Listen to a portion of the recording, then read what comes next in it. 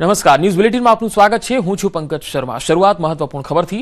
વલસાડ જિલ્લાના ઉમરગામના station road પર ફરી એકવાર અકસ્માત થયો છે। આ વખતે બેફામ ગાડી ચલાવતા વાહન ચાલકે બે બાઇક ચાલકને જોરદાર ટક્કર મારી। આ ટક્કરને કારણે બંને ચાલક રોડ પર ફંગોળાઈ ગયા। આખી ઘટના સીસીટીવીમાં પણ કેદ થઈ। સદનસીબે બંનેનો જીવ બચી ગયો છે। આ સમગ્ર ઘટના તમે જોઈ શકો છો। બંનેનો જીવ બચ્યો છે। અકસ્માત સર્જ્યા બાદ વાહન ચાલક ઘટના સ્થળેથી ફરાર થઈ ગયો। ફરાર થતી વખતે પણ અન્ય એક બાઇક ચાલકને જોરદાર ટક્કર મારી હતી।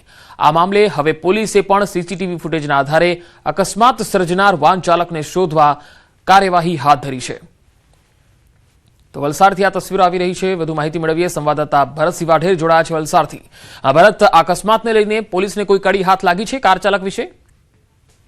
जी बिल्कुल, जे रीते अत्यारे दृश्यों में जोई रह्या छे समग्र घटना सीसीटीवी कैमरा में कैद थई हती। आथी पोलीसे हवे कार चालक सुधी पहोंचवा माटे सीसीटीवी फूटेजना आधारे तपास हाथ धरी छे। जोई शकाय छे के आ सर्कल पर आ रीतना अकस्मातो थई चूक्या छे। त्यां आगळ सरकारमां कोई खामी होवानुं अवारनवार लोको रजूआत करे छे अने त्यां आगळ कोई व्यवस्थित आयोजन करवामां आवे तेवी मांग थई रही छे, परंतु हजू सुधी कोई कार्यवाही नहीं थता आखरे आवा बनावो छे अटकवानुं नाम नथी लेता। आ वखते जे बेफाम रीते ચાલકે વાહન દોડાવ્યું હતું ને ત્યારબાદ એક બાઇક ચાલકને અડફેટે લઈ અને ત્યાંથી ફરાર થવા જતો હતો। એ દરમિયાન અન્ય એક બાઇક ચાલકને પણ અડફેટે લીધો હતો।